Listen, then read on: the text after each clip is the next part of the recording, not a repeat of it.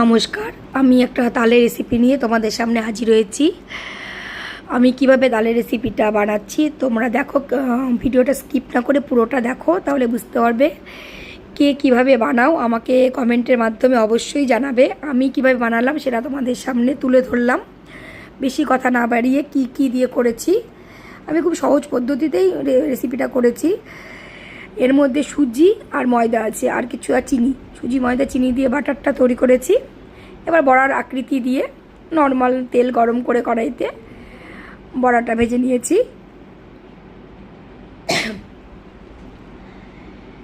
এরপরে আবার নেক্সট ভিডিওতে তোমাদের সঙ্গে দেখা হবে। Tata, by.